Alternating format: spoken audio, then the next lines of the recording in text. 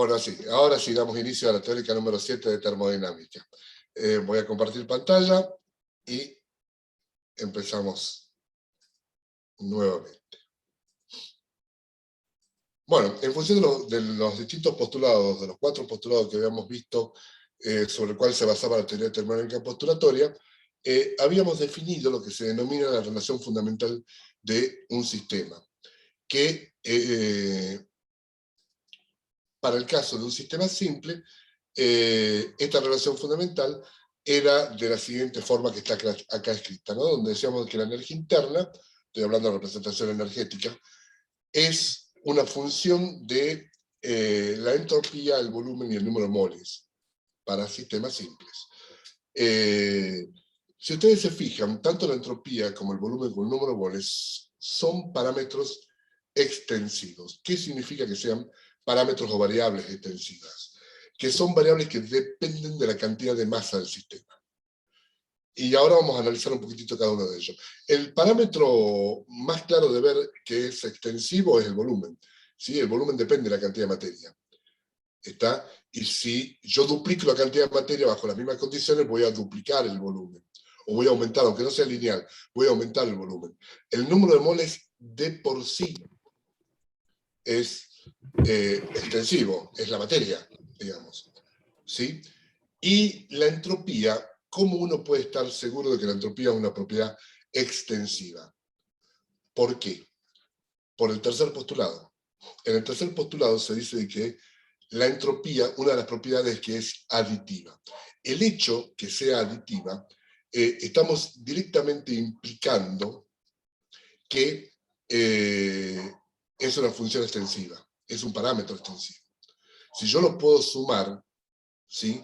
Significa que yo puedo, sumar significa que además lo voy a aumentar en función de la cantidad de materia que tenga el sistema. ¿Está? Es decir, una propiedad que claramente no es extensiva, y que ahora vamos a empezar a hablar, es, por ejemplo, es muy evidente para todos, es la temperatura. Yo la temperatura, si yo tengo un cuerpo que está a 30 grados y otro cuerpo que está a 20 grados, y los conecto entre sí, los junto, no voy a decir que tengo un cuerpo a 50 grados. ¿Sí?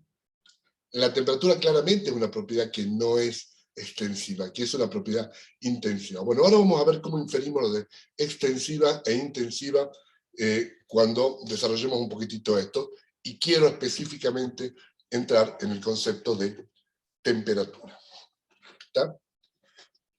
Fíjense, si yo a esta ecuación, que es una relación fundamental, ¿sí? Bueno, saco el diferencial total, digamos, el diferencial total de U es la derivada parcial de U respecto de S a B y N constante, diferencial de S, más la derivada parcial de U respecto de B a S y N constante, más, perdón, diferencial de V, más la derivada parcial de U respecto de N, manteniendo S y B constante, diferencial de N.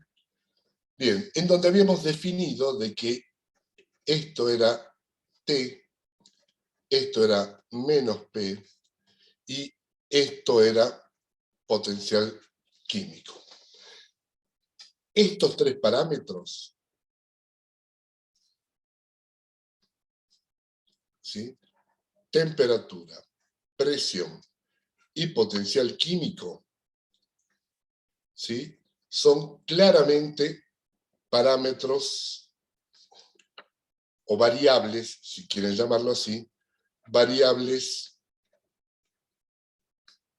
intensivas, que no dependen de la cantidad de materia.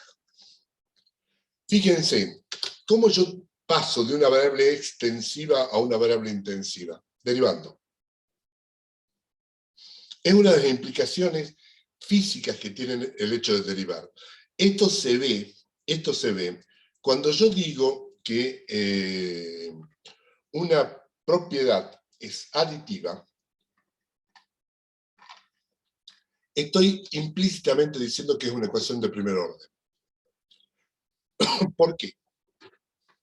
¿Qué significaba que yo tenga una ecuación de primer orden? Lo voy a escribir acá con otro color para que ustedes refresquen lo que era en el análisis matemático. Si yo digo que z es una función de x e y, ¿sí? Y yo defino el parámetro lambda como un número entero, ¿sí? Como un número que pertenece... ¿cómo era que se definían los números enteros? Con la letra A. ¿Y era la I grande? ¿Era el dominio de los enteros? Me parece que sí. Z. ¿Z Z con la era? doble barra. Bueno, Z. Me parece bien que estén actualizados con las notaciones.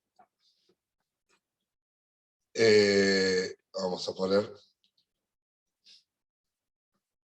Sí. Z y acá tenía una doble barra T. Nunca entendí lo de la doble barra, pero no importa, problema de los matemáticos. Donde Es el lambda, único, entonces, profe. sí, ya sé, pero, bueno, donde lambda pertenece al número entero, si yo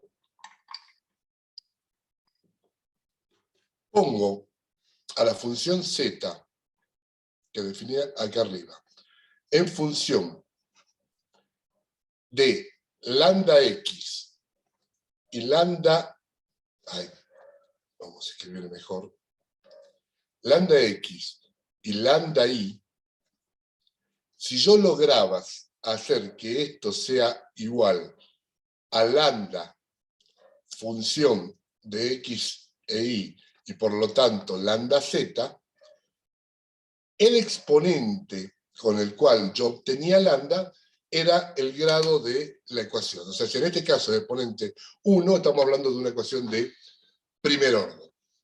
¿Sí? Ahora, si yo derivo esta ecuación, ¿sí? Si le saco una derivada a esta ecuación, el lambda, que era de primer orden, se me transforma en de orden 0. O mejor dicho, la función, que era de primer orden, más correctamente, se me transforma en una función de orden 0, la derivada. ¿Sí? Entonces, la función original era aditiva, y al ser aditiva de primer orden, cuando yo derivo, transformo esa función en una función de orden 0, y por lo tanto, deja de ser aditiva, y por ende, deja de ser una función extensiva, pasa a ser intensiva. Ya no la puedo sumar a la derivada, yo no la puedo sumar. Si yo sumaba la función original, a su derivada ya no la puedo sumar, ya no es aditiva, porque pasa a ser, la original era una ecuación de primer orden, la segunda es de orden 0. ¿Sí? Al ser de orden 0 ya no la puedo sumar. Por lo tanto, la derivada de la función original, si la derivada es una función de primer orden, la derivada es de orden 0. Si la original era aditiva y por ende extensiva, su derivada es de orden 0 y por ende intensiva. ¿Sí? Esto, digamos, tiene su origen y su aplicación directamente en el análisis matemático. Ahora,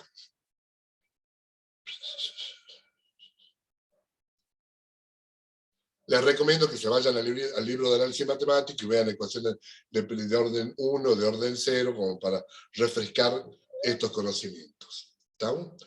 Ahora, si yo reescribo, en función de lo que acabo de anotar aquí, digo que el diferencial de U, pero voy a cambiar de color para ser consecuentes, ¿sí? El diferencial de U es igual, espérenme un segundito que tengo un gato que se me está cruzando por la pantalla. Ahí está.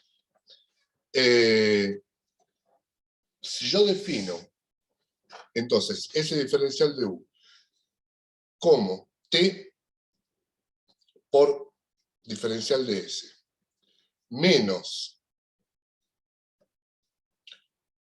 P por diferencial de B, estoy reemplazando lo que habíamos escrito arriba, nada más, más mu por diferencial de n. ¿Está?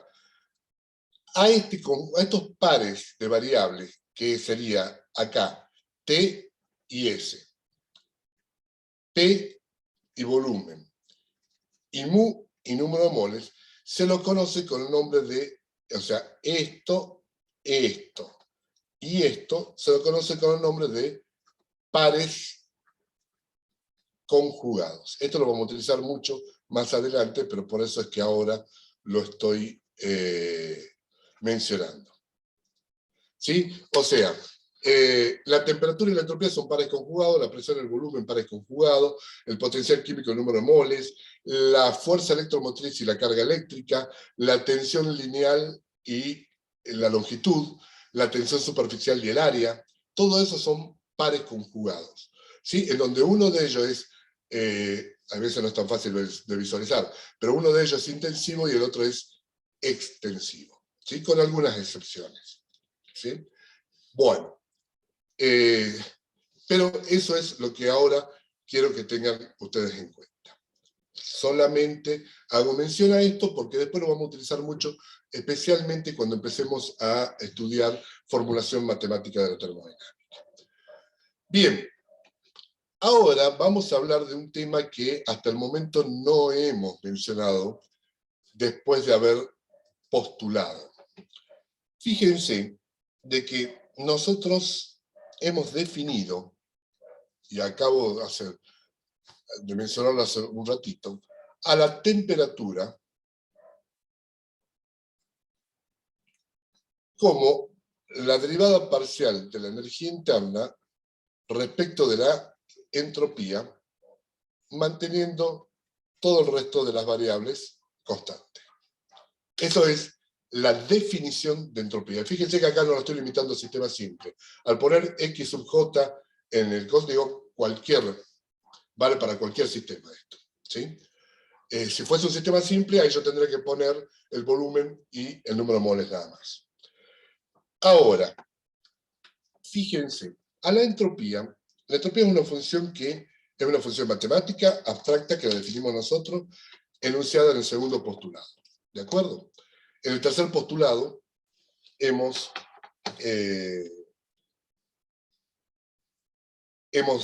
enunciado o hemos detallado propiedades matemáticas de esa función. ¿Está? Ahora, en ningún momento hemos hablado de las dimensiones de la entropía. Entonces, yo le pregunto lo siguiente. Si nosotros hemos definido a la función entropía como una función matemática abstracta, un reacomodo de las variables de estado, ¿sí? Cuando digo reacomodo es una forma matemática de tenerla, ¿sí? X al cubo más Y al cuadrado más dividido Z, por decir algo. Acá, llegado a este punto, ¿qué dimensiones se le ocurre que sería lo más sencillo que tenga la entropía? Dimensiones, no estoy hablando de unidades. ¿Temperatura? ¿Por qué? ¿Sería lo más visible? Mientras más caliente algo, más energía interna tiene. Pero estoy hablando de la función entropía, ¿eh? Ah. Mala mía, te faltó decir. Mala mía, mala mía. Ahora sí. El lunes. El lunes, está bien, se Le entiende. dije lo mismo al ingeniero Castillo el viernes. Es viernes, está bien, se entiende. Sí, Y así con los 5 días a la semana, no hay sí, problema. y así con todo. Bueno, ¿qué es lo más fácil? Fueron ustedes los que enunciaron los postulados. Fueron ustedes los que definieron la entropía. ¿Sí? ¿Qué se les ocurre que sería lo más sencillo para no complicarnos la vida? ¿Energía sobre temperatura? No. No, eso no es lo más sencillo. Olvídense de lo que saben. Estoy postulando una función matemática abstracta. ¿Qué dimensiones le pondrían?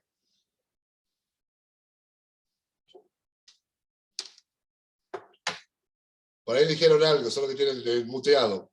pero leí los labios. A ver, ¿qué dice el chat? Adimensional, ninguna. No tiene dimensiones. Y es así. La entropía es una función adimensional, ya que es una combinación de variables de estado. ¿Está? Y ahora se nos viene el problema. Si nosotros definimos a la entropía como adimensional y la temperatura está definida de esta forma, lo que nosotros estamos haciendo es lo siguiente. La energía interna, ¿sí?, tiene dimensiones de energía. La entropía, acabamos de decir que es adimensional.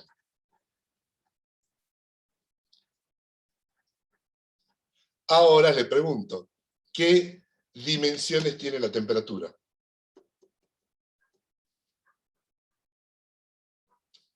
Lo estoy queriendo hacer pensar un poco. ¿La absoluta, la Kelvin? No sé. La temperatura estoy hablando yo, así como está definido. Todavía no hablé de escalas de temperatura. Ah, es que tengo miedo de seguir por temor a spoil.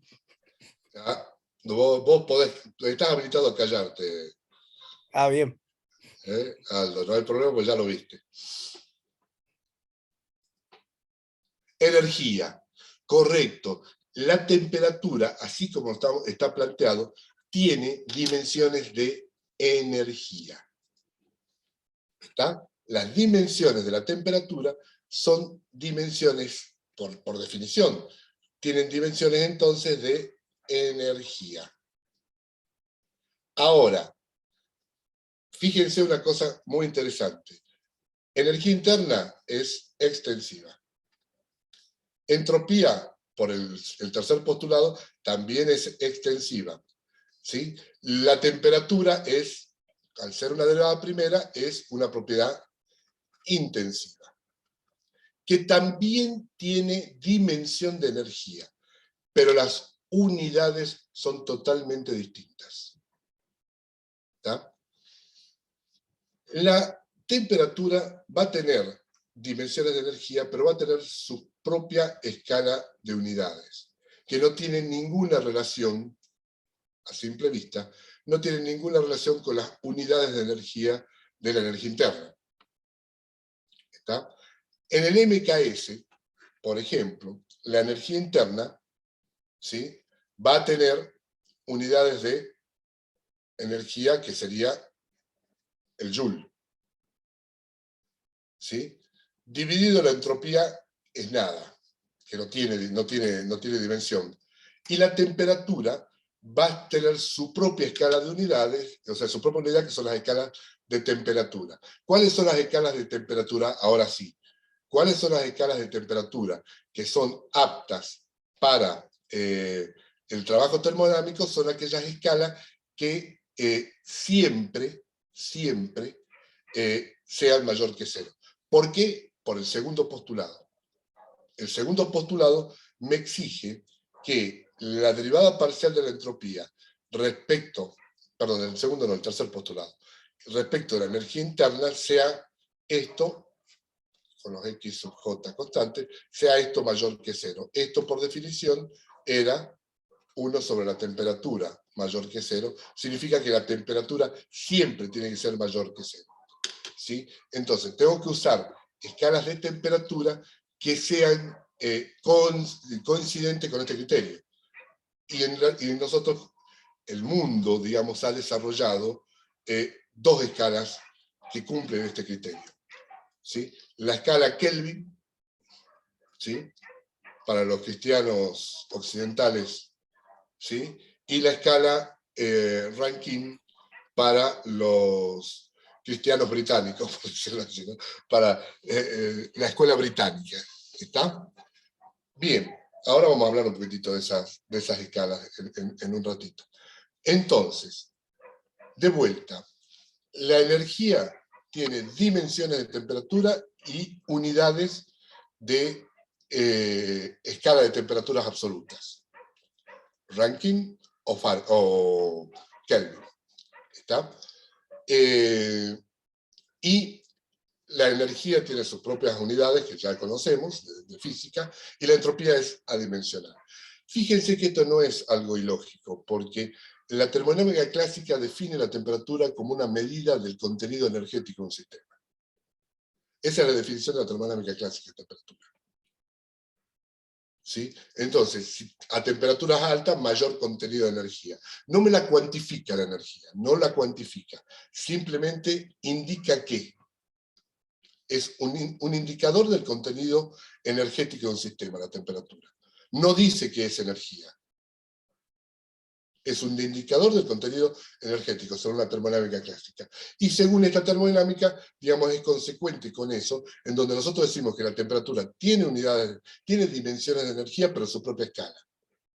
Y lo que es muy importante, que es una propiedad intensiva, a diferencia de la energía interna, que es extensiva, y de la entropía, que es extensiva. Bien, respecto a las escalas de temperatura, el desarrollo histórico de las escalas de temperatura fue por un camino totalmente distinto al que exigía, entre comillas, la teoría termodinámica. Es decir, cuando se desarrolla el concepto de temperatura, ¿qué es lo que se hace? Dos caminos distintos, dos escuelas distintas, dos corrientes distintas. Una de ellas, la de Celsius, dice, yo voy a tomar el valor cero cuando el agua está en su punto de congelamiento a presión atmosférica. ¿Sí? Entonces, cuando tengo hielo, ¿sí? Cuando el agua recién se congelaba y formaba hielo, se le daba a ese valor el valor de 0 grados centígrados. Y cuando ese mismo sistema de agua sólida, o sea, de hielo, entraba en ebullición, o sea, cuando aparecía la primer burbuja de gas, cuando nosotros poníamos a calentar esa agua y lo llevábamos hasta su punto de ebullición, a ese valor se le daba el valor de, ¿sí? A la aparición de la primera molécula en estado de vapor, se le daba el valor de 100 grados centígrados. Entonces, acá teníamos dos puntos físicos de un sistema, y lo que hacía era dividir ese intervalo, en donde le fuimos dando energía al agua para llevarla del estado sólido al estado vapor, al estado gaseoso, ese intervalo se lo dividía en 100 partes. ¿Está? Y obteníamos lo que se denomina escala centígrado, que es la escala que nosotros estamos acostumbrados a utilizar en nuestra vida cotidiana, escala centígrado. Bueno, la corriente inglesa siguió un camino muy parecido, solo que en vez de tomar el punto de congelamiento del agua, lo que hizo es armar lo que se llama una mezcla criogénica en partes iguales de hielo, agua y sal. Y a esa mezcla, cuando se mezclaba en partes iguales esos tres componentes, hielo, agua líquida y sal, le asignó el valor de 0 grados Fahrenheit. ¿Sí? Y bueno, y dividió ese valor, digamos, lo dividió en 212 partes hasta el punto de ebullición, y obtuvo la escala de temperaturas Fahrenheit, que solamente, en el día de hoy, solamente quedó una de las colonias británicas, solamente la sigue utilizando. Lamentablemente es la colonia británica, la ex colonia británica más grande y la actual potencia del mundo, que es Estados Unidos. ¿Sí? Porque ni siquiera los ingleses utilizan hoy la escala Fahrenheit. ¿Sí? Ahora bien, desde el punto de vista termodinámico, ninguna de estas dos escalas sirven. ¿Por qué? Porque no cumplen con esta condición que se había impuesto en el tercer postulado, esta condición.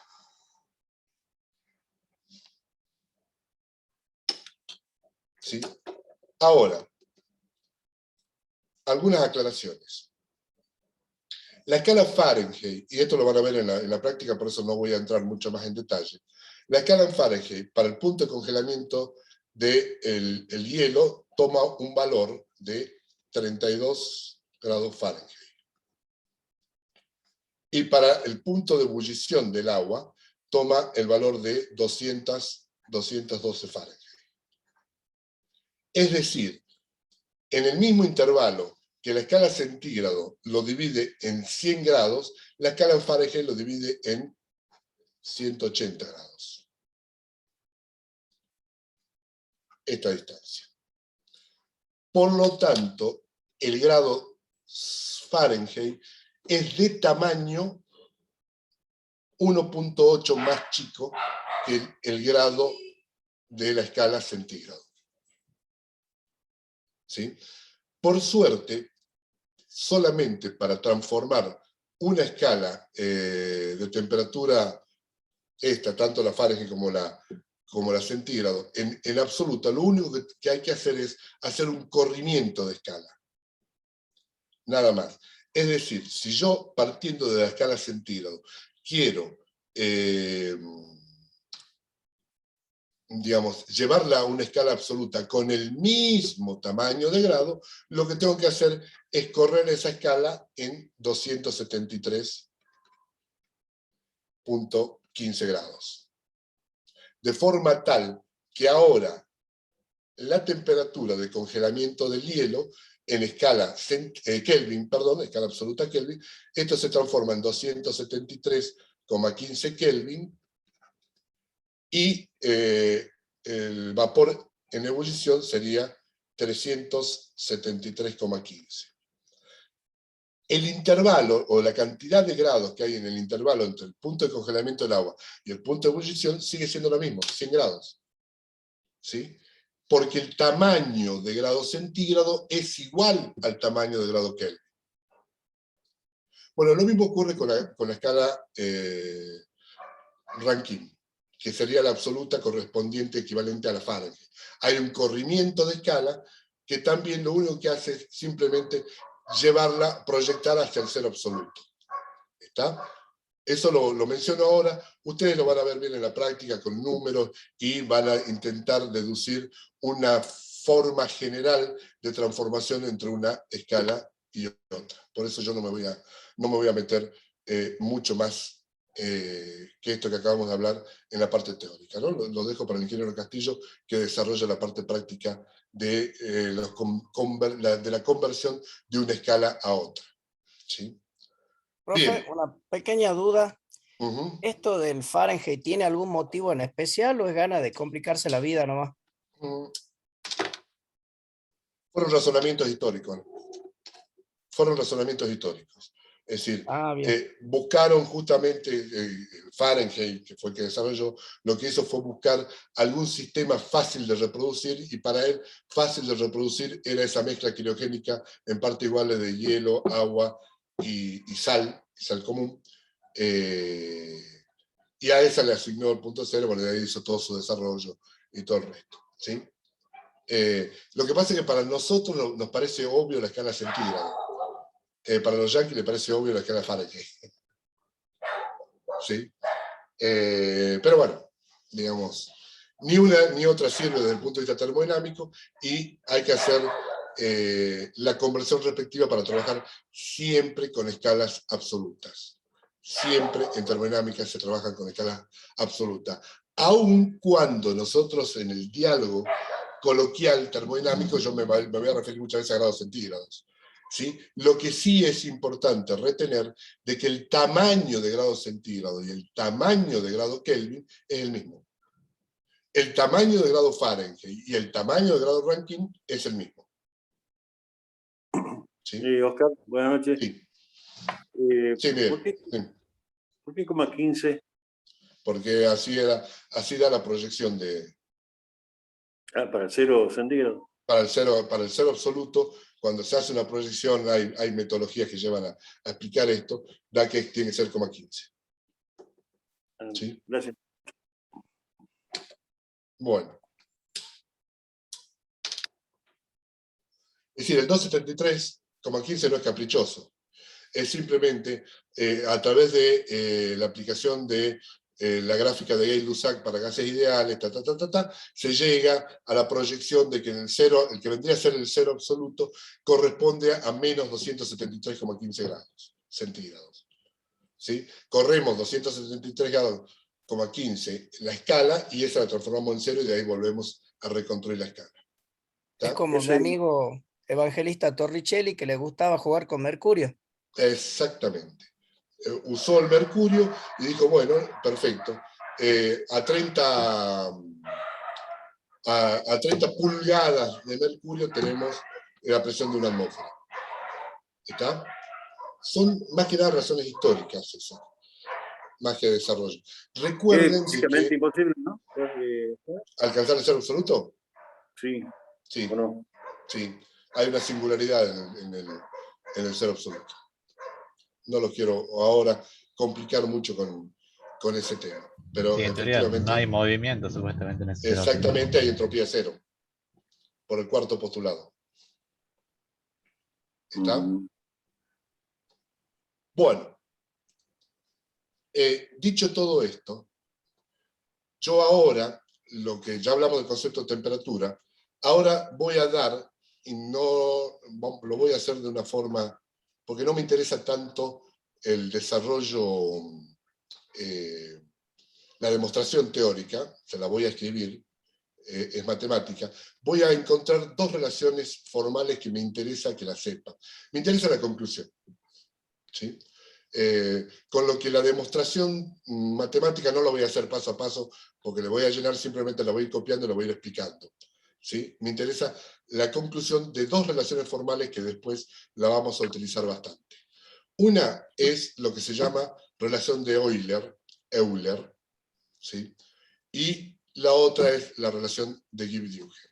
Permítanme, es muy probable que su pantalla se le ponga en negro cuando yo haga esto, pero a ver, déjenme un segundito. Con toda confianza, profe, como si fuera su cátedra. Gracias, muchachos. A ver, déjenme un segundo.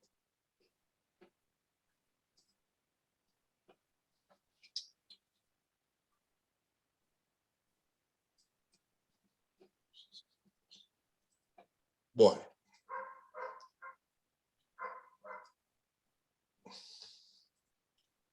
A ver, si nosotros partimos de esto, en donde estoy aplicando justamente la propiedad de aditividad de la relación fundamental, es decir, al decir que es aditiva, vuelvo a repetir, estamos diciendo que es una ecuación de primer orden, por lo tanto se cumple esto. ¿Sí? Donde sepan que lambda es un número entero. ¿Está? Esto lo podemos escribir así gracias al tercer postulado. ¿Sí? Ahora, si nosotros a esa relación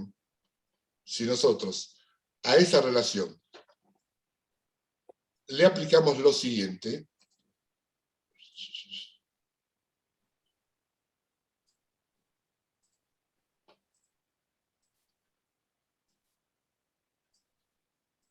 ¿qué hago aquí?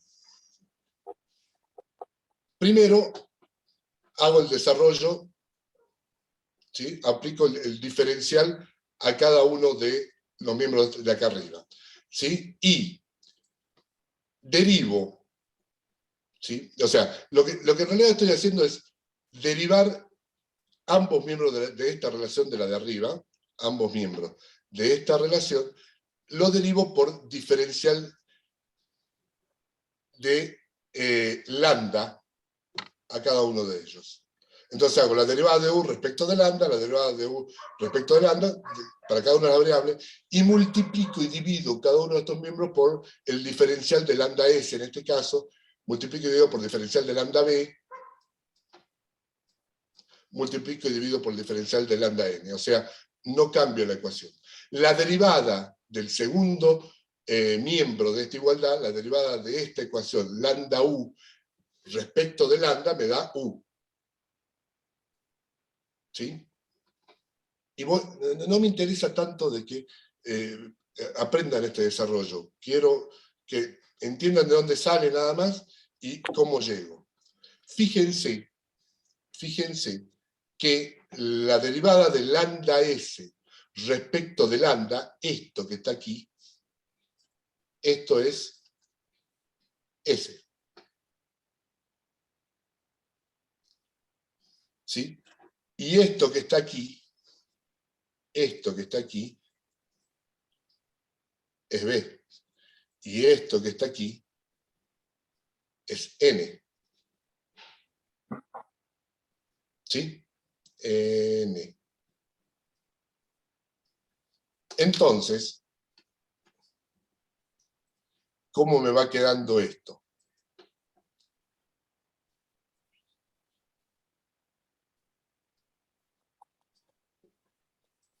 Me queda así.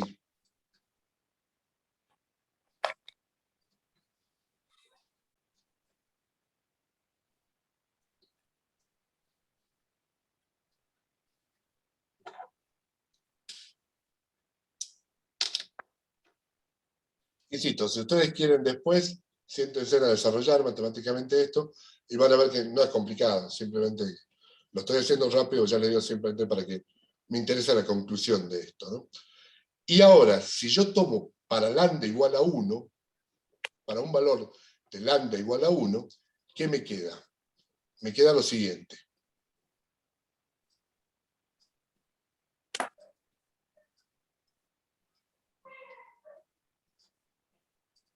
Para lambda igual a 1,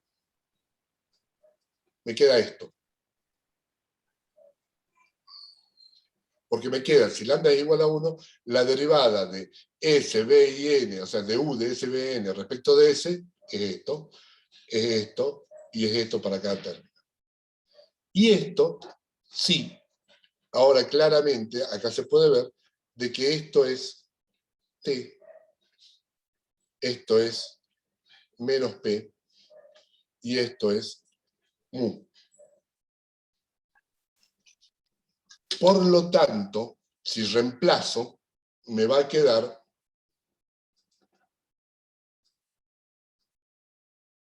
esto.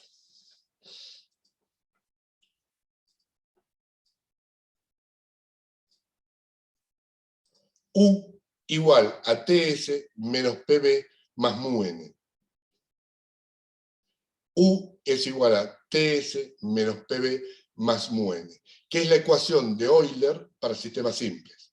Y acá abajo escribo la forma generalizada. Esto es lo último, lo que a mí me interesa realmente. Esta es la forma generalizada. Ya no para sistemas simples, sino para cualquier sistema.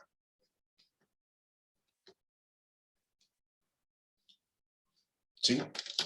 Entonces, simplemente lo que estoy haciendo es diciéndole la forma integrada de la relación fundamental para un sistema simple, U es igual a T por S menos P por B más mu por N. Esa es la fórmula de Euler. No la vamos a usar todavía, la vamos a usar recién cuando veamos formulación matemática de termodinámica. Esta ecuación y la que ahora vamos a deducir, que es la ecuación de Gibbs-Duhem. Me interesa, de vuelta, les repito, lo que me interesa que ustedes retengan, finalmente, es esto.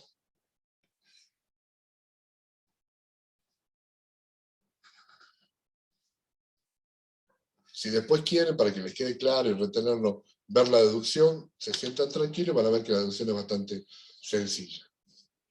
¿Sí? Bueno, esta es una de las formas, una de las ecuaciones formales, y la otra ecuación es la que se va a llamar ecuación de Gibbs-Duhem, que ahora paso a mostrársela. Voy a hacer lo mismo, sabiendo ya la forma de Euler, la deducción de la ecuación de Gibbs-Duhem es Perdón, mucho... profe. Sí. Una pregunta cortita. ¿Lo que Diga. viene después del sigma es la sumatoria de trabajo, ya sea entrante o saliente? Correcto. Ah, bien, gracias.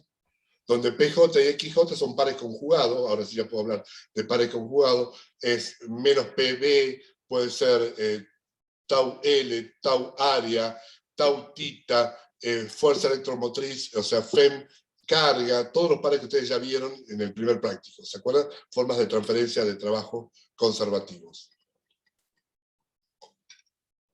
Ahora bien, vamos a ver la ecuación de Gibbs-Duhem,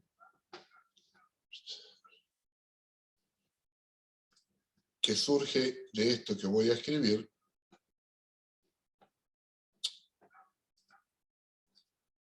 Perdón.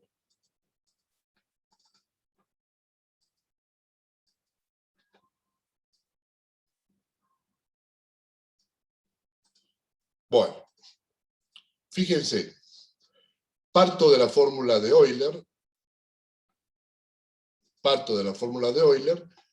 y aplico directamente el mecanismo de diferenciación para productos. O sea, du total es el diferencial de T por S menos el diferencial de P por B más el diferencial de mu n. Desarrollo esos productos y obtengo que du es T por ds más S de T, menos P de B menos B de P, más mu de n más n de mu. Aplico simplemente reglas de diferenciación que ustedes vieron en el análisis matemático. Por otro lado, yo sé que du es T de S menos P de B más mu de n. Es la forma diferencial de la relación fundamental. ¿Sí? Si yo a estos dos, ¿sí?, resto miembro a miembro, ¿qué obtengo?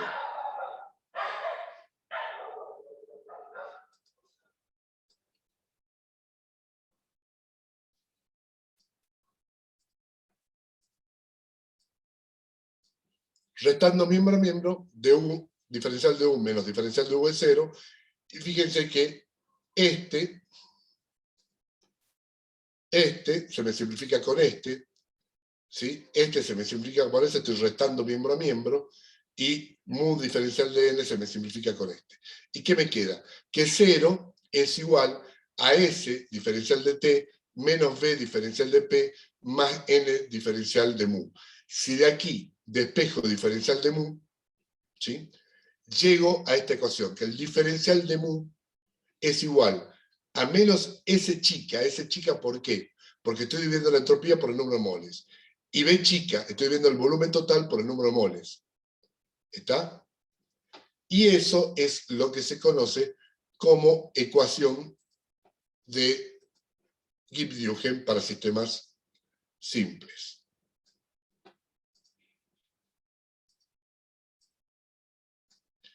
Todo esto, vuelvo a reiterar, no lo vamos a utilizar ahora, lo vamos a utilizar más adelante, ¿sí?, cuando veamos formulación matemática de termodinámica. Tanto la forma de Euler, como la forma de la ecuación de Gibbs-Duhem para sistemas simples. La ecuación de Gibbs-Duhem, ¿qué me da? Una vinculación para sistemas simples entre el potencial químico, entre el diferencial de potencial químico y las otras variables, que en este caso serían temperatura y presión. ¿Está? No se la complique más. Yo simplemente ahora tengo que mencionarlo porque es el momento, digamos, a partir de los postulados de mostrarle de dónde sale.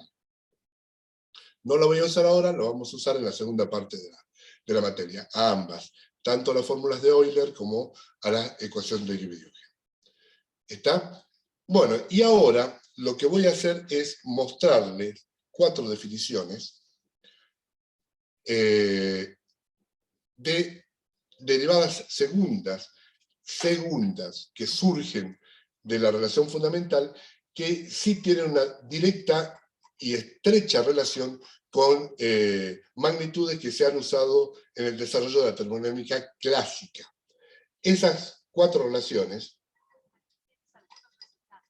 4 definiciones, son las siguientes.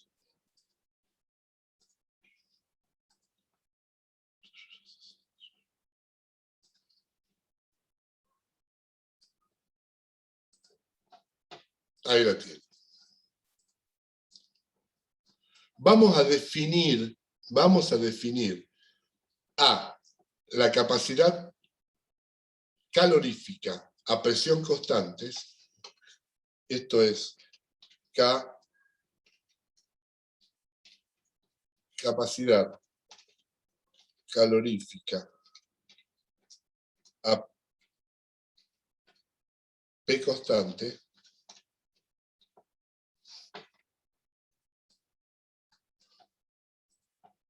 la capacidad calorífica a P constante la vamos a definir como la temperatura por la derivada de la entropía respecto de la temperatura a presión constante. Es una definición, ¿por qué lo hacemos? Porque es una magnitud que se usa mucho en la termodinámica clásica. Y ya vamos a ver por qué significado físico tiene esto. Si ustedes miran esta definición, la de arriba, todavía no miren las de abajo, la de arriba, si yo digo ¿qué es T por diferencial de S?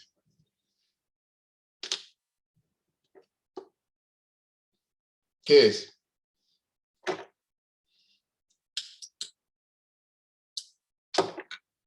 Calor. ¿Sí? ¿Qué es T por diferencial de S? Ustedes ya saben que es T por diferencial de S.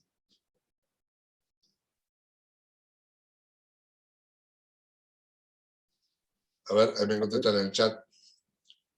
Calor, correcto. T por diferencial de S es calor. Esto es diferencial de Q. Esto es diferencial de Q. ¿Sí? Entonces, estoy definiendo la capacidad calorífica como el calor constante a presión, perdón, el calor intercambiado a presión constante respecto, la variación del calor intercambiado, el calor a presión constante respecto a la temperatura. Dicho físicamente, ¿qué representa esto? La capacidad calorífica, ¿qué representa? ¿Cuánto calor le tengo que intercambiar a un sistema para que su temperatura varíe en 1 grado? Eso me está diciendo.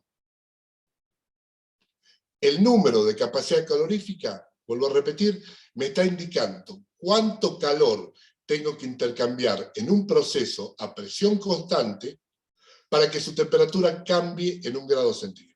En 1 grado. En 1 grado. ¿Está? ¿Por qué estoy diciendo esto? Porque estoy diciendo que T por diferencial de S es diferencial de Q. ¿Sí? A mí lo que me está diciendo la capacidad calorífica es cuánto calor tengo que intercambiar a presión constante, porque estoy poniendo como parámetro constante la presión, acá, para que la temperatura cambie en 1 grado. Es lo mismo cuando yo defino velocidad. Si yo defino velocidad,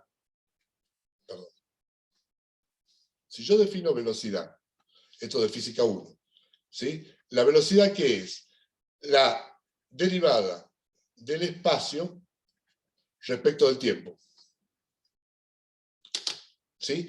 ¿Qué físicamente me está diciendo esta derivada? La derivada de x respecto a t, donde x es el espacio. ¿Sí? ¿Cuánto espacio yo recorro en 1 segundo? Eso es velocidad. Si yo estoy tomando como unidades de tiempo el segundo. Si lo tomo en hora es cuántos kilómetros recorro en 1 hora. Físicamente es eso. Un auto va a 80 kilómetros por hora. ¿Qué significa? Que en 1 hora va a recorrer 80 kilómetros. ¿Sí? Bueno, traslado ese mismo concepto al de capacidad calorífica y lo que estoy diciendo es qué cantidad de calor yo tengo que entregar o sacar, o sea, qué cantidad de calor tengo que intercambiar en un proceso a presión constante, para que su temperatura cambie en 1 grado. ¿Se entendió?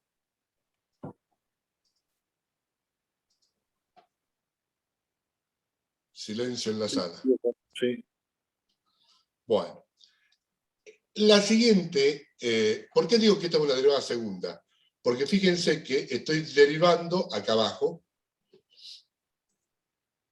acá o acá, estoy derivando una magnitud que ya es de por sí una derivada primera. La temperatura es una derivada primera.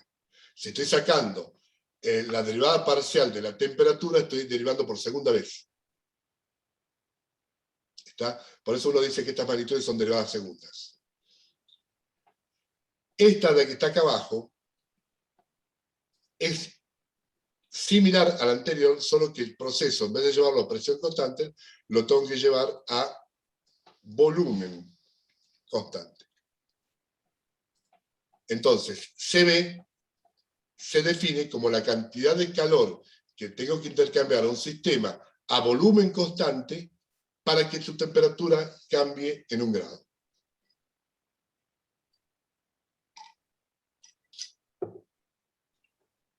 A ver, ¿qué me preguntan en el... Sí. Bueno, estas dos son conocidas, ustedes ya han trabajado en química general, en la parte de termoquímica con CP y CB, y acá vamos a definir otras dos magnitudes que se usan mucho también. Una es alfa, que se llama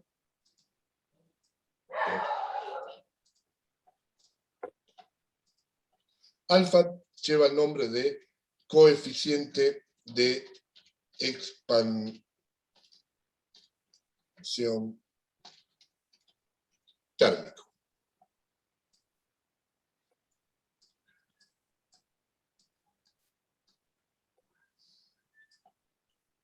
Coeficiente de expansión térmico. ¿Está? Fíjense que se define como 1 sobre B por la derivada de B respecto a T a P constante. O también se lo conoce con el nombre de dilatación térmica, coeficiente de dilatación térmica. Fíjense que lo que me está diciendo es cómo varía el volumen de un sistema a presión constante cuando varía la temperatura. Me está diciendo eso. ¿Sí? Eso es muy utilizado, por ejemplo, en la construcción, en la industria de la construcción. Es muy importante cuando, por ejemplo, se hormigonea una calle. Ustedes fíjense que no estoy hablando de pavimento, estoy hablando de hormigón, ¿no? Cuando en una calle se ponen los rectángulos de hormigón, que no son rectángulos, ¿sí? ¿Qué se hace qué se pone entre un rectángulo y otro de hormigón en una calle? La junta de Junta de La junta de separaciones. Junta de separación, junta de alquitrán. ¿Sí? ¿Para qué? Para absorber la dilatación por calor que tenga el hormigón. Sí, iba a decir lo mismo, pero usted lo dijo más bonito. Pero, ¿cómo yo sé cuánto va a expandir el hormigón en función de la temperatura que tenga? A través de este coeficiente. El volumen, digamos, expresado en forma unitaria, por eso lo divido por el volumen total, va a cambiar, ¿sí? Por cada grado, me puede decir, a ver, por cada grado centígrado, o por cada grado lo que sea, aunque aumente el hormigón, el volumen va a aumentar un 3%. Un coeficiente de deformación volumétrica, digamos, un Poisson. No es de deformación, es de expansión o de dilatación. ¿Sí? Va a aumentar su volumen cuando aumente la temperatura. ¿En cuánto? Porcentualmente. ¿Por qué porcentualmente? Pues está dividido por el volumen. ¿Sí? Profe, ¿y el hierro o el acero que se involucra dentro del hormigón? Está todo metido ahí adentro. Se toma como al hormigón armado como un solo paquete.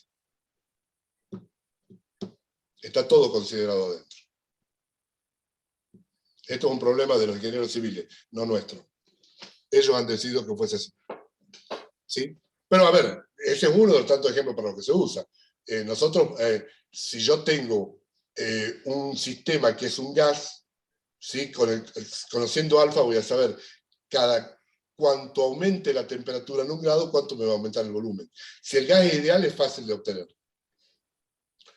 De hecho, si el gas es ideal, este alfa vale 1 sobre T, ya lo vamos a ver.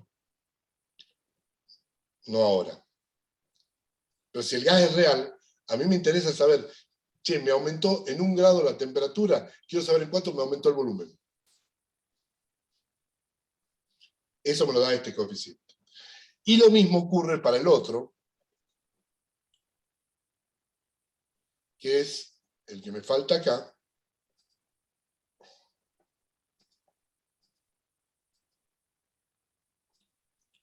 que este es el llamado, KT, es el llamado coeficiente de compresibilidad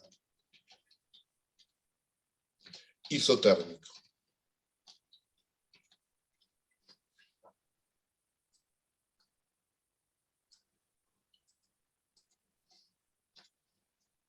El coeficiente de compresibilidad isotérmico es similar al anterior, solo que ahora ya no es respecto a la temperatura, sino respecto de la presión. ¿Sí? Si yo aumento la presión, ¿cuánto comprime, cuánto disminuye el volumen en ese sistema? Justamente por el hecho de que si yo aumento la presión, el volumen disminuye, es de suponer que esta derivada parcial va a ser negativa, por eso le pongo un signo menos adelante en la definición, para que KT sea un número positivo.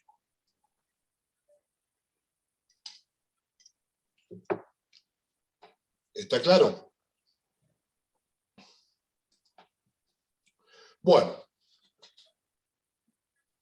Bien, esto simplemente lo menciono ahora, vamos a hacer un mayor uso de estos coeficientes y de estas definiciones un poquitito más adelante. Una parte lo vamos a hacer ahora, otro lo vamos a usar más adelante. A ver, ¿qué me dice el chat? ¿Puedo volver a explicar el KT? El KT es lo mismo, es cómo varía el volumen de un sistema, ¿sí? Porcentualmente, digamos, por eso lo divido por 1 sobre B, cuando aumenta la presión. ¿Sí? Obviamente, cuando si el sistema es un sólido, este coeficiente tiene valores muy bajos, casi no va a variar el volumen cuando aumento la presión. ¿Sí? Ahora, si el sistema es un gas, ya la cosa sí. En la medida que yo aumente la presión, va a disminuir el volumen. Al decir si yo aumento la presión, el volumen disminuye, si yo disminuyo la presión, el volumen aumenta, estoy diciendo de que esta derivada parcial va a ser, en la mayoría de los casos, menor que 0. Ese 0 me salió horrible, pero no importa. ¿Sí? ¿Y para qué? Y como el volumen siempre es positivo, para que el coeficiente me dé un valor mayor que 0, lo defino con un signo menos adelante.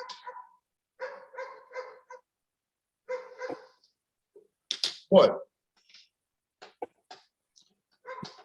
Dicho todo esto, vamos a ver transformaciones de gases ideales, que es el tema más importante de la clase de hoy.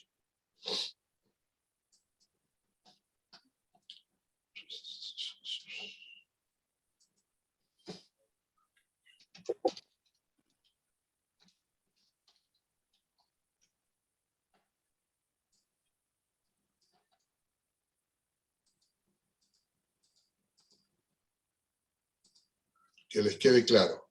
Gases ideales. Primer pregunta. Para que suban al primer escalón. ¿Cuándo decimos, y los que ya la cursaron se callan, cuándo decimos que un gas es un gas ideal? Cuando su comportamiento es predecible. ¿No? Yo puedo predecir cómo se va a comportar un gas real también.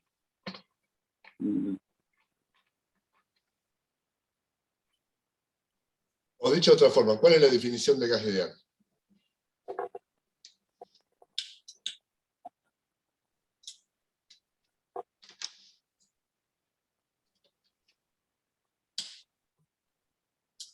Y que es ideal. ¿Cómo? ¿El qué ideal? ¿Y cuándo es ideal? Eso es una tautología. Definir una cosa con la misma cosa. Una tautología. Acá me ponen cuando está en condiciones ideales. En la misma. No, acá Leandro Villarroel me pone P por B igual a NRT. No sé qué quiere decir P por B igual a NRT. ¿A qué se refiere? A condiciones de presión y temperatura, cuando no hay fuerza de tracción en molécula, cuando cumple las condiciones normales de presión. Hubo uno que se aproximó a la respuesta correcta, pero no la terminó de desarrollar. Ustedes ven el chat, ¿no? Sí.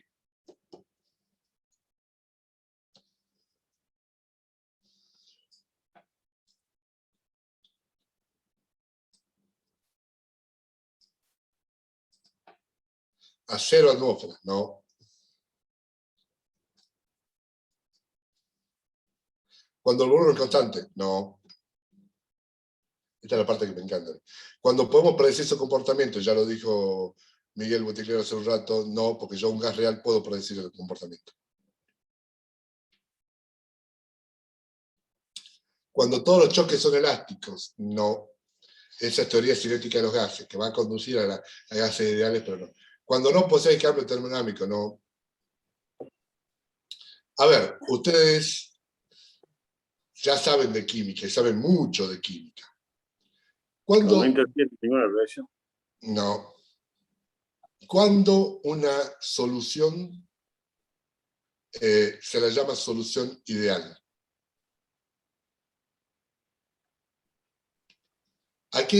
¿Cuándo definimos que una solución es una solución ideal? Es una pregunta de química general. Cuando está en equilibrio. No.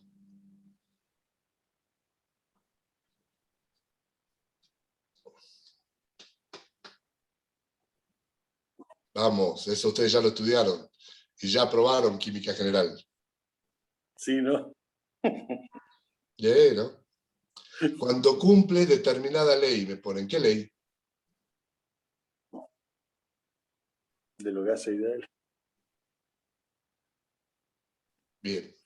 La respuesta de gases ideales es: el gas es ideal cuando cumple la ley de los gases ideales. Esa es la respuesta. Por eso recién me han puesto P por B igual a nRT. Pero no me decían, tienen que cumplir eso. Por eso dije que era la mejor respuesta que me daban.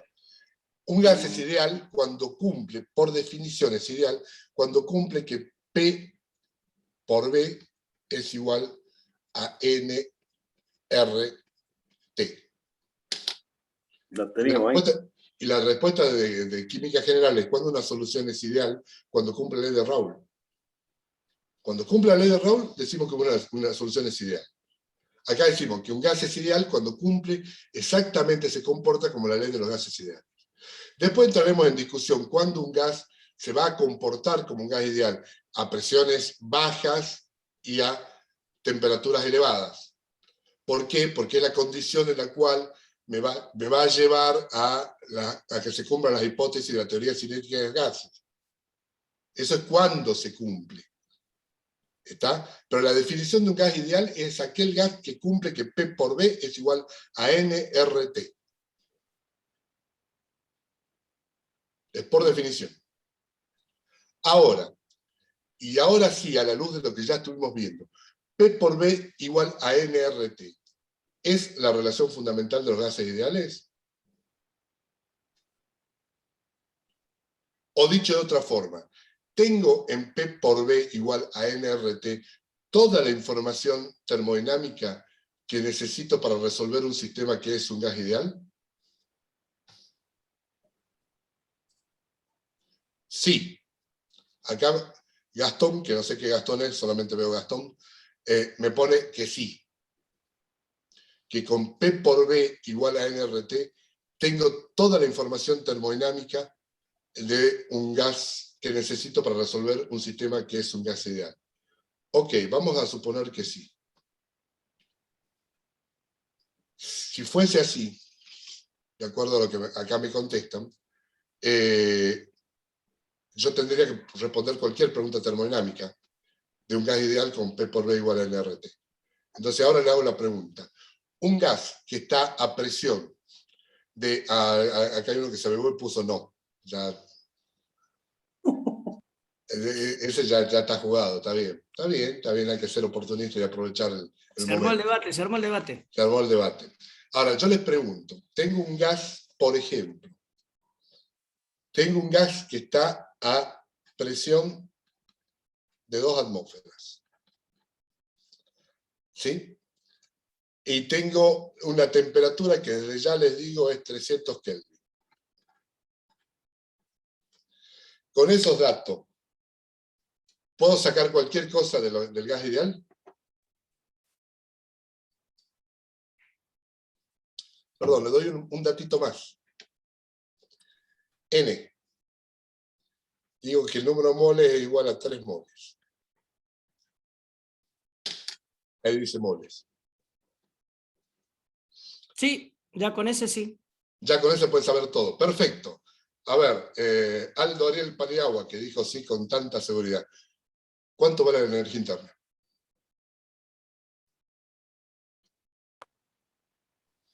Se me corta el internet, profe. Perdón. Tengo un problema, Sí. no sé. ¿Sí? Estoy No. buscando el diagrama de Molière. Sí. El diagrama Molière no es para casas ideales. Estás buscando el diagrama equivocado, te digo.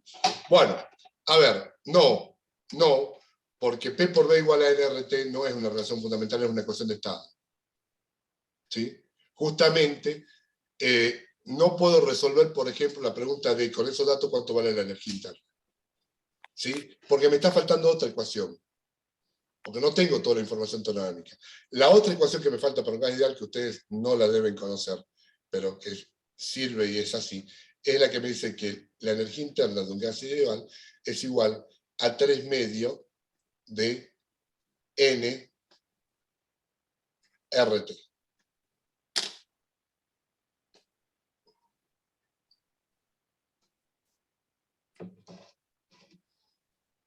Entonces, con esas dos sí ya tenemos toda la Con información. esas dos ya podríamos entrar. Te pregunto entropía y me entras a patinar, pero no importa. No, todavía no. Estas son ecuaciones de estado. Bien. ¿Sí? Bueno. Ok. A ver, permítame un segundito. Denme un segundo, por favor.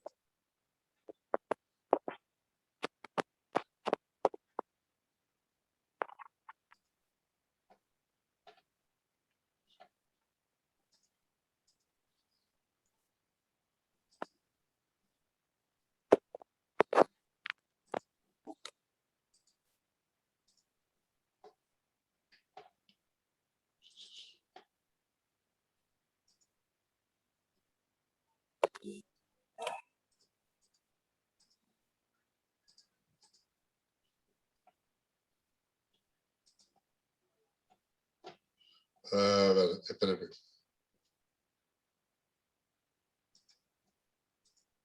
Bueno. Dejé de compartir, ¿no?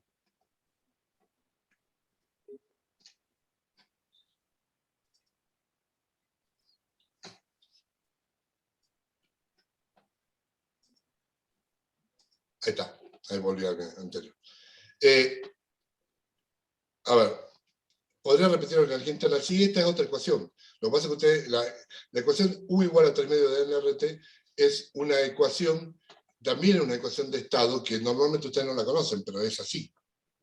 Y de acá vamos a inferir algo muy importante de esta segunda ecuación de gases ideales. Voy a borrar esto para que ustedes no se confundan. ¿Sí?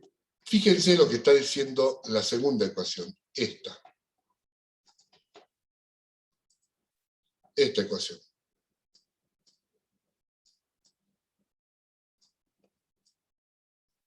Me está diciendo que la energía es 3 medios de NRT. A ver, para un sistema de gas ideal, y moles constantes, no cambio el número de moles. ¿De quién depende la energía interna? ¿De qué variable depende la energía interna? Solo de la temperatura en ese caso. En este caso y en cualquier caso. Si es un gas ideal, la energía interna solamente depende de la temperatura. Y grábenselo. A fuego. Estámpenselo en la frente, tatúenselo en la espalda. La energía interna de un gas ideal solamente depende de la energía, de la temperatura. En La un sistema energía, cerrado, ¿eh? en un sistema cerrado donde no hay Sí. intercambio de... Donde Bien. no hay variación de moles. A número de moles constante, o sea, para un número de moles dado, la energía interna de un gas ideal solamente depende de la temperatura.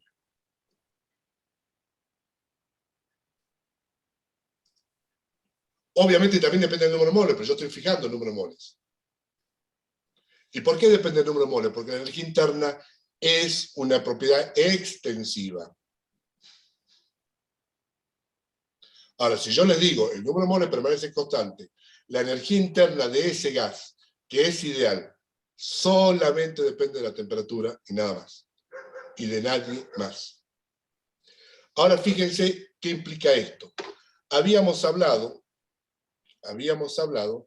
que, o sea, acá yo lo que estoy diciendo en esta ecuación, lo que yo estoy implicando en esta ecuación, que para un gas ideal, solamente para un gas ideal, la energía interna es una función de la temperatura y de nadie más. Bien, habíamos definido la otra magnitud termodinámica que por el momento lo tomábamos como definición, que era la entalpía. Y si ustedes se acuerdan que habíamos dicho que la entalpía para cualquier sistema se definía como U más P por B. ¿Sí? Ahora, si este sistema es un gas ideal para un mol dado, para un número de moles dado, si es un gas ideal para un número de moles dado, yo puedo poner que H es U, que es solamente función de la temperatura. Y en vez de poner P por B, ¿qué pongo? nRT, es un gas ideal. En vez de PB, esto es nRT. ¿Sí? O sea que acá pongo N, R y T. Que esto también es una función únicamente de la temperatura. Pongo función 1. ¿Estamos de acuerdo? Por lo tanto, para un gas ideal, la entalpía también es una función exclusiva de la temperatura. ¿Por eso reciben el mote de ideales? No. En realidad reciben mote de ideales porque, digamos, fue los primeros estudios que se hicieron sobre gases. ¿Sí? Y la ley de gases ideales es una combinación de 3 leyes, de Boyle-Mariotte, Gay-Lussac y Avogadro.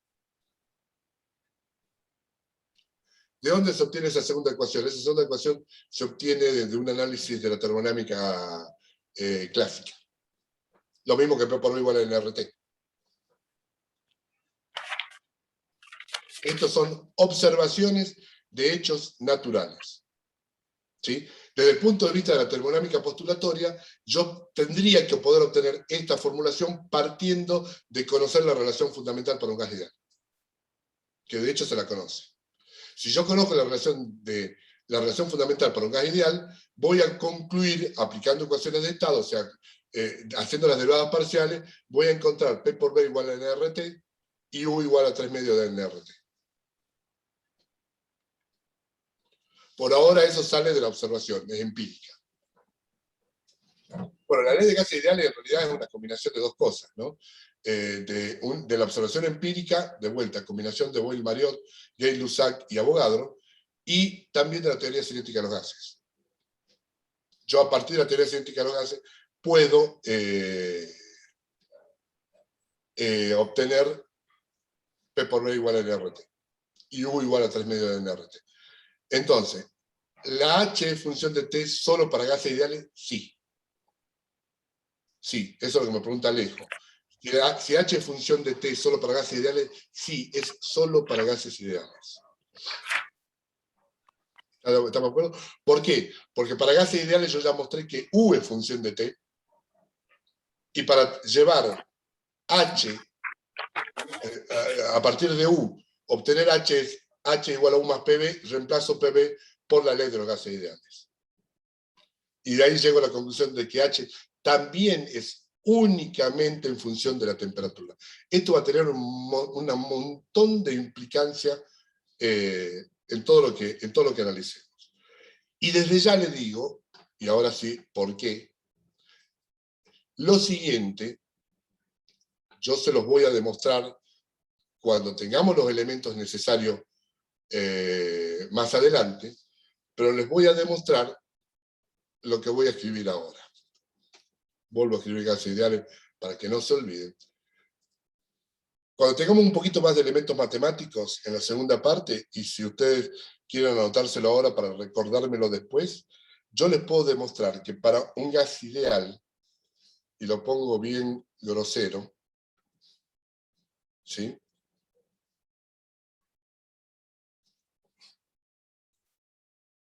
Diferencial de U para un gas ideal es igual a N CB diferencial de T. Después se lo demuestro. Cuando veamos reducción de derivadas parciales, yo esto se lo saco en 2 segundos y digo, miren muchachos, siempre le va a dar CB, si es un gas ideal, siempre le va a dar CB de T. ¿Cuándo se cumple esto? Cuando es gas ideal, y si es gas ideal, esta relación se les va a cumplir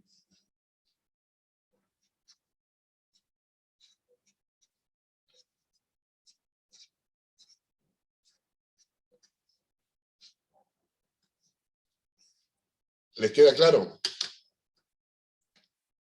Du igual a NCB de T se cumple siempre, independientemente de qué proceso está llevando a cabo ese gas ideal.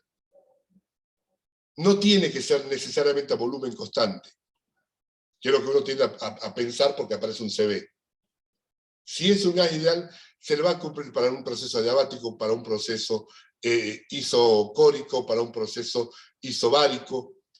Para cualquier proceso se va a cumplir de que el DU es igual a NCB de T.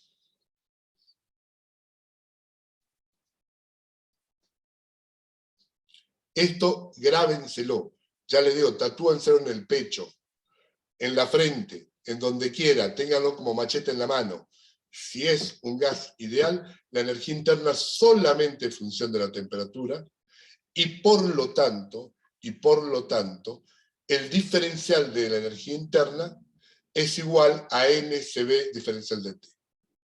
Después se lo demuestro. ¿Está? Lo que pasa es que sí lo vamos a utilizar ahora. Por eso yo no espero, y no se lo puedo mostrar ya porque no tengo todavía los elementos, no les dimos a ustedes las herramientas necesarias para demostrarles esta relación. Entonces, ahora, fúmensela así, como dicen ahora los jóvenes. ¿Sí? Después le muestro por qué. ¿Y para qué nos va a servir esto? Para lo que viene ahora. Ahora lo que vamos a estudiar son distintas transformaciones de los gases ideales. O sea, vamos a intentar calcular para cada transformación, para cada proceso de gas ideal, a ver si yo también tengo que copiar, sí. Para cada proceso de gas ideal, yo lo que voy a intentar es calcular las siguientes magnitudes. Quiero calcular, para un proceso dado de gas ideal, quiero calcular diferencial de U, diferencial de la entropía, variación de entropía, variación de energía interna, trabajo desarrollado, calor desarrollado. Estas 4 cosas es lo que voy a intentar calcular para distintos tipos de procesos que puede sufrir un gas ideal. ¿Estamos? Es lo que vamos a hacer ahora. Yo les aconsejo que este es un tema para que se lo macheteen. ¿Sí? Es un tema para que ustedes recuerden qué proceso isotérmico, cómo calculaba, proceso isobárico, proceso isocórico, cómo calculaba cada uno de ellos. ¿Por qué? Porque es la base para que después vamos a ver bajo el título de ciclos termodinámicos. ¿Sí? Y sabiendo esto van a poder resolver cualquier ciclo termodinámico. Ahora vamos a ver cómo se hace, cómo se trabaja en cada uno de esos procesos. Y siempre en cada uno de esos procesos vamos a intentar resolver du, ds, dw y dq. Variación de energía interna, variación de entropía, trabajo desarrollado y calor desarrollado. Recuerden un temita que ya lo vimos anteriormente, yo ya se los mencioné, pero se lo vuelvo a refrescar. Cuando yo integro una función que es función de estado, obtengo un delta. ¿Sí? O sea, la integral de diferencial de u me da como resultado un delta de u. La integral de una función de un diferencial de entropía, como la entropía es una función de estado, me da como resultado un delta de S. Estado inicial, estado final menos estado inicial. ¿Está? Ahora, la integral de un diferencial que no es exacto, como por ejemplo el trabajo, me da como resultado trabajo, no un delta. Porque yo no tengo un trabajo inicial y un trabajo final. Sino que tengo un trabajo desarrollado a lo largo de un camino. Por eso normalmente esta integral es una integral curvilínea. ¿Sí? Y lo mismo ocurre para el caso del calor. La integral del diferencial de calor es calor. No delta de calor, no existe el delta calor y no existe el delta trabajo. Bien.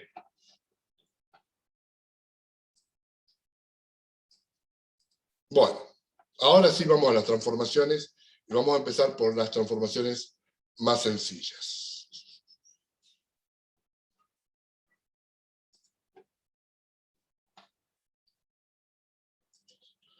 La primera transformación que vamos a ver, y que la voy a hacer yo, es la siguiente. Yo tengo un gas que sufre esta transformación. Ahí la ven en grande. Ahora la ven, la voy a poner en chica acá. Y esto es un proceso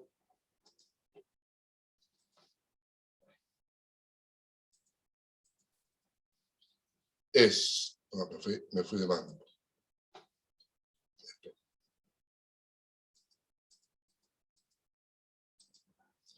Es un proceso isotérmico.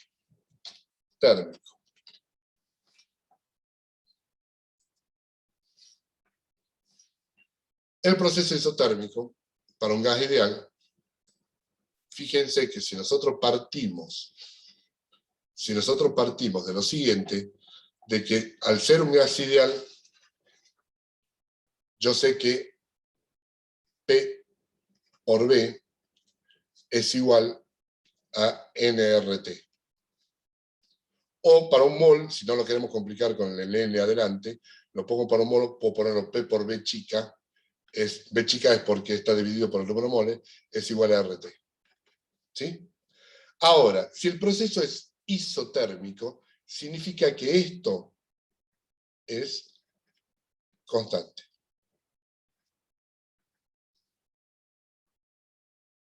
¿Sí? Entonces, yo lo que tengo que, acá lo que yo puedo decir entonces es que P por B es igual a constante, a una constante que le llamamos K, o sea que esta curva que acabamos de dibujar en un diagrama PB es de la forma P igual a la constante K sobre el volumen. Es la ecuación de una hipérbola. Y es lo que se ve en esta grafiquita. ¿Estamos de acuerdo? Esto es una hipérbola. Ahora yo voy a intentar calcular las cuatro magnitudes que habíamos visto hace un rato de que queríamos en un proceso isotérmico. Primero, ¿es un gas ideal? Ok. Si es un gas ideal, puedo decir de que du para un mol es Cb diferencial de T. ¿Eso cuándo lo digo? Siempre. El proceso es isotérmico. ¿Cuánto vale du? Si el proceso es isotérmico, este diferencial vale 0. Ya que la temperatura se mantiene constante. Por lo tanto, yo sé ahora que du es igual a 0. No hay variación de energía interna en un proceso a temperatura constante. Pero como por otro lado, yo sé que para un sistema cerrado, como son estos, acá no hay intercambio de materia, digo, sé que du es igual a dq más dw, dq, y esto vale 0, y esto es igual a 0 porque a temperatura constante, dq es igual a menos dw. ¿Estamos bien hasta ahí? Bueno, por otro lado, yo sé que la definición de trabajo de expansión es menos P diferencial de B. Si yo reemplazo P por su funcionalidad respecto de B en gases ideales, lo que estoy diciendo es que dW es igual a menos, y en vez de P, ¿qué pongo? N, R, T sobre B. O sea, diferencial de B sobre B. ¿Está bien? Profe, lo último puede volver a explicar. Reemplazo P por la ley de gases ideales. Este P que está acá, este P lo llevo a NRT sobre B.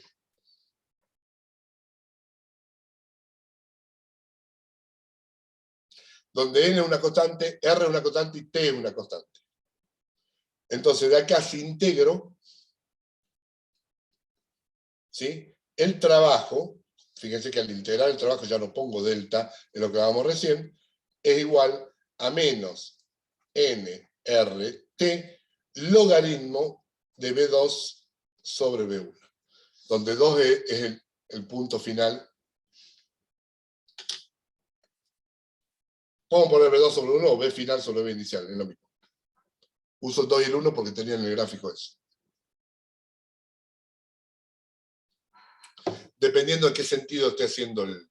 Pongo final para no complicarse, pues si no, tengo que hablar de qué sentido estoy haciendo el proceso, si es una compresión o una expansión. Para no complicarle la vida, pongo BF sobre BI. B final sobre B inicial. No me pregunten dónde salió el logaritmo, ¿no? Que es una clásica pregunta de ustedes. ¿Y de dónde apareció el logaritmo? De la integral. Bien, la integral de 1 sobre x es logaritmo de x. Acá estoy integrando 1 sobre b. ¿Y el calor, Oscar? Ah, bueno, el calor yo sé de que dq es igual a menos dw. Lo puse aquí. Q va a ser igual a R y RT, logaritmo. Lo único que tengo que hacer es cambiarle el signo. Por lo tanto, Q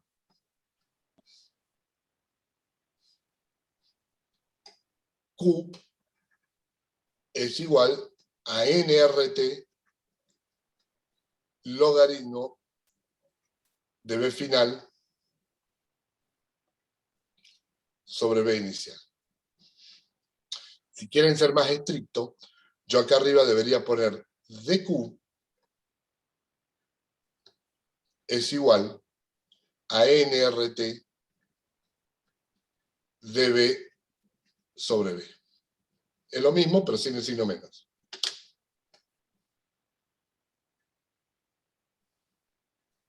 Y en realidad esa es la que me conviene utilizar, porque me falta ahora la variación de entropía.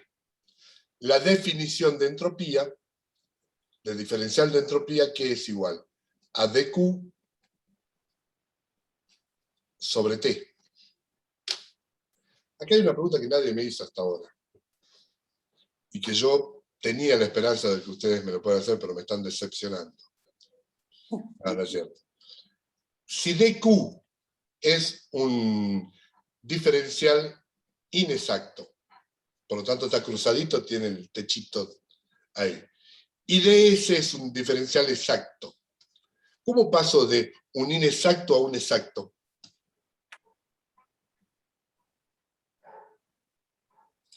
Respuesta. Estudien en análisis matemático lo que se llama factor integrante. Cuando estudien, vayan al libro de análisis matemático y estudien lo que se llama factor integrante. En este caso, 1 sobre t es lo que se llama factor integrante de la ecuación diferencial de la entropía. ¿Sí? Bueno, ds, ¿cómo lo calculo? Y ahora es fácil, ya tengo dq. dq es nr t de b sobre b. Y lo divido por t. Al dividir por t, simplifico este t con este t. Y me queda, entonces, que ds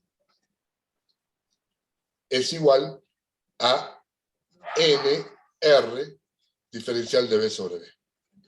Delta ds, por lo tanto, será nr, ¿sí? Logaritmo de b final sobre b inicial.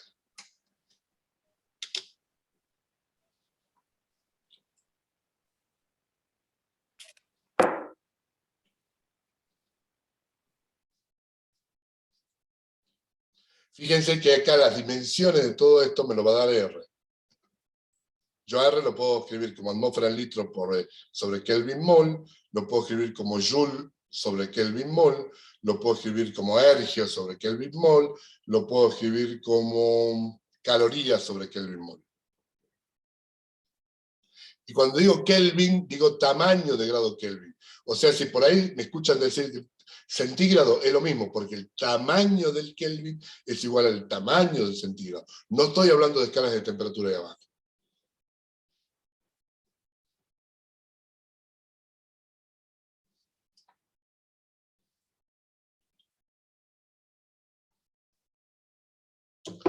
Bueno, sigamos. Otro proceso.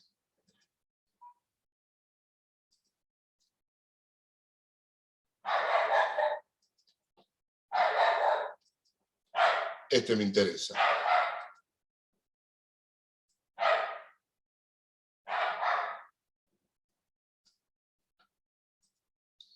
Esto es lo que se conoce como un proceso adiabático. Tiene una curva que tiene una pendiente mayor que la isoterma.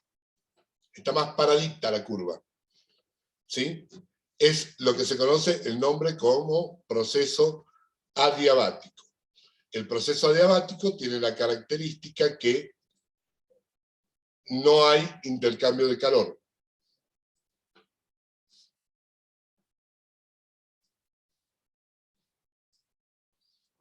Entonces, ya de movida, uno puede decir, en este proceso, que dq vale 0. Si dq vale 0, ya podemos afirmar que du es igual a dw.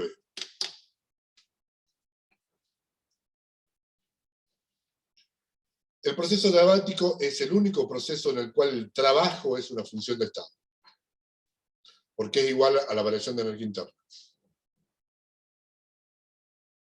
¿Está? Es un proceso que se usa mucho en la práctica para poder medir variaciones de energía interna. O sea, mido el trabajo y ya sé cuál es la variación de energía interna. Si estoy seguro de que está bien adiabatizado.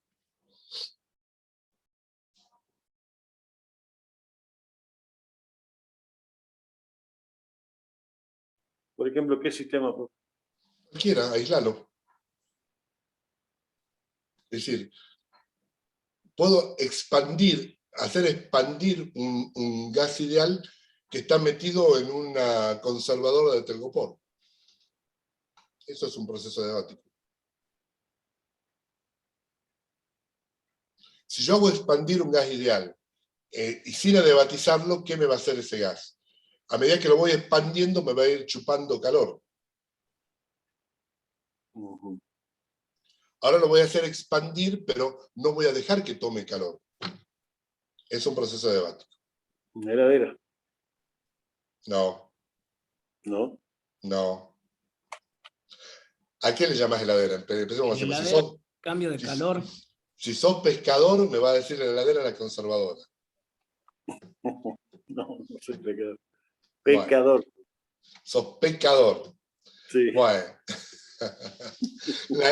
La heladera no, la heladera es otra cosa. La heladera es una máquina térmica, ya lo vamos a ver. ¿Sí? Bueno, si esto es así, yo ya puedo, acá puedo hacer varias cosas. La primera que puedo decir es que en un proceso adiabático, digo, du es igual a n Cb dt. ¿Es cierto esto? Sí. Sí, porque vale siempre.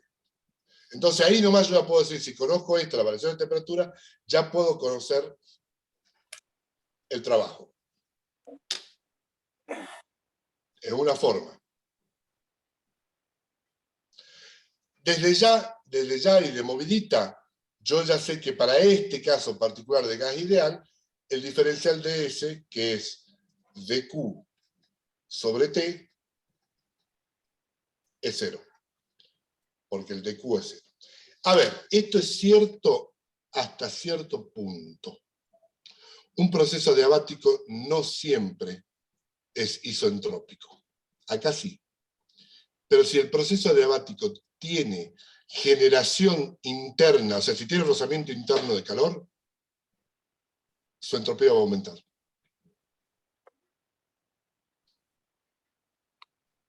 Pero como estoy hablando de gases ideales, ahí suponemos que no. Pero si yo estoy haciendo un gas real o algo, o cualquier cosa, que digo, che, esto es seguro que es adiabático, pero adentro del sistema me está transformando energía interna en calor, estoy perdiendo capacidad de energía interna, no va a ser isentrópico. Porque va a haber un calor que no lo voy a ver. No, ¿puedo repetir eso? Sí, de hecho, digamos, si cualquier cosa, cualquier tipo de energía que se me transfiera de una forma a otra en forma de calor, lo que yo voy a hacer es perder una capacidad de generar trabajo. Después lo vamos a ver con más detalle. ¿Sí? Por ahora, en un gas ideal, yo puedo decir, proceso adiabático, no hay desarrollo de calor, si no hay desarrollo de calor es isentrópico. En la realidad, puede ocurrir de que ese proceso adiabático, que no me permite sacar calor afuera, genere un calor interno por rozamiento. Y ese calor interno por rozamiento me va a generar una irreversibilidad, me va a generar un aumento de entropía. Por ahora, no. Tómenlo así. Pero el concepto que yo quiero que ustedes vayan tomando es que cualquier cambio en una forma de energía, en un pasaje de una energía a otra, en donde aparezca el mecanismo calor, me va a degradar, entre comillas, esa energía.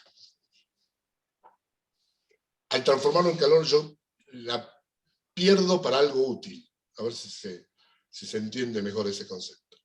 Acá en un caso de un gas ideal no, porque no va a ocurrir ningún mecanismo interno de desarrollo de calor. Entonces sí puedo decir un proceso adiabático es un proceso de variación de entropía cero.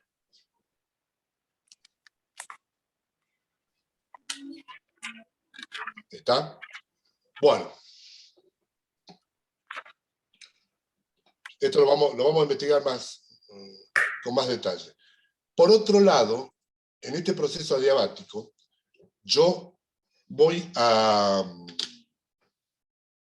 ver, ya tengo energía interna, tengo trabajo, tengo calor y tengo variación de entropía. Pero también yo al trabajo, a ver, ¿cuál es la ecuación de un proceso adiabático? Me la comí y no la puse. La ecuación de un proceso adiabático, la que responde a esta curva, es del tipo P por B a la gamma es igual a constante. Esta es la ecuación de la adiabática de un gas ideal. P por B a la gamma es igual a constante. Donde gamma, al ser un gas ideal, y solamente porque es un gas ideal, es la relación entre Cp, que ya lo habíamos definido antes, y Cb. La ecuación de la adiabática para un gas ideal es P por B a la gamma igual a constante. donde gamma es CP sobre CB. Esta es la ecuación que responde esta curva. Esta curva que está acá es esta. Ahora, sabiendo eso, yo ya tengo la funcionalidad entre presión y volumen en una diabática. Entonces, sabiendo eso, yo puedo escribir esto. Estoy vago hoy, no quiero escribir mucho. Puedo escribir esto.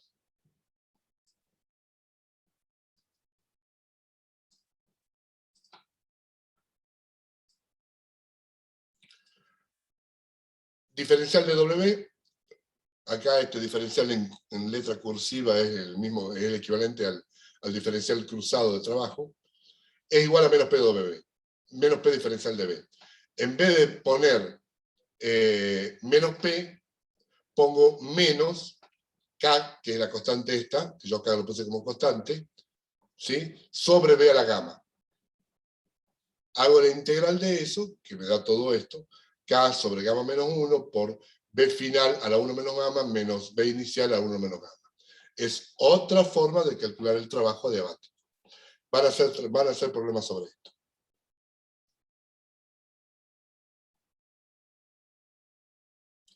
Dicho ya, han Profe, hecho problemas. Sí. ¿por qué si no hay cambio de entropía aumenta el volumen? No tiene nada que ver una cosa con otra. Digo porque los dos son propiedad extensiva, digamos, y supuestamente la entropía va creciendo y el volumen también, digo. A ver, no tengo cambio de entropía. Yo puedo hacer un proceso donde no tenga cambio de entropía y el volumen aumente. El volumen puede aumentar no necesariamente por la cantidad de materia. Si a eso te referís. A ver, entendámonos. No está mal la pregunta, ¿eh? No me estás... es buena para explicar. Yo voy a intentar dibujar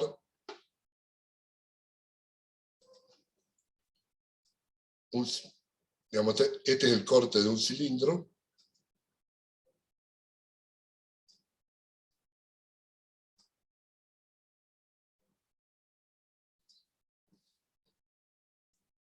Con un pistón adentro.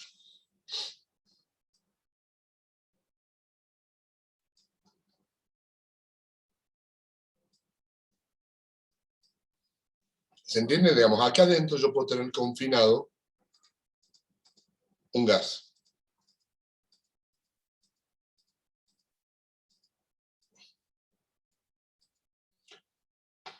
Y yo por algún mecanismo, cualquiera, puedo hacer de que este pistón suba. Pero a su vez puedo tener todo esto aislado.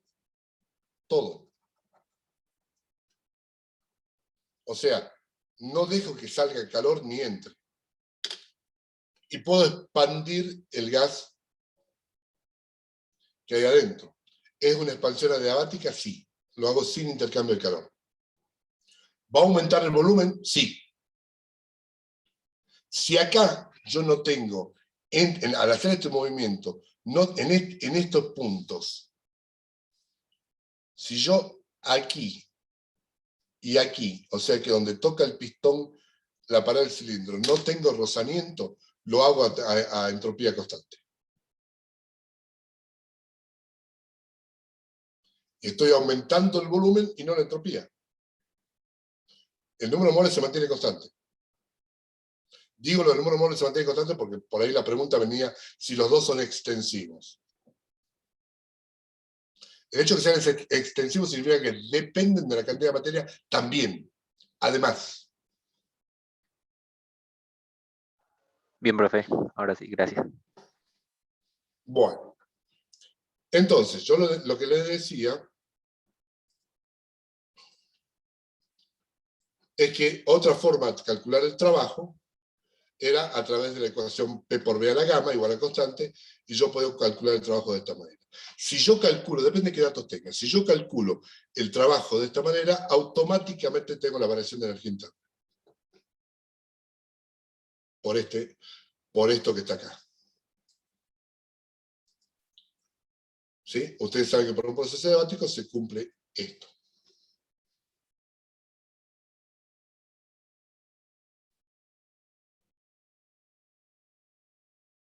Bueno. Me va a quedar... A ver, yo mañana es martes, sí o sí tengo que terminar esto para que ustedes puedan hacer el práctico 6.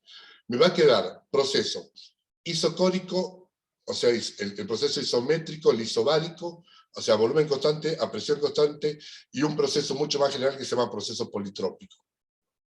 Y terminamos con este tema. Eso lo vamos a dar mañana, y mañana ya vamos a empezar a hablar de hipersuperficie, proceso cuasi estático, y vamos a intentar iniciarnos en el tema máquinas térmicas, que es el que más me interesa. ¿Cuándo es el primer parcial? Allá por octubre. Listo. Sin más datos.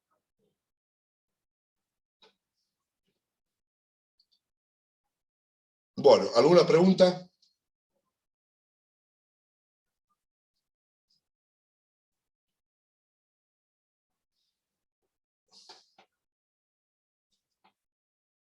En la teoría de mañana voy a terminar de dar estos procesos, ¿no? Los 3 procesos que me faltan.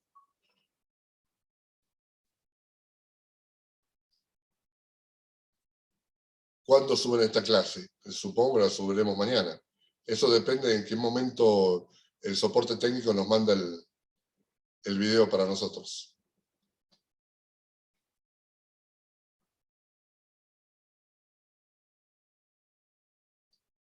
¿Alguna duda más?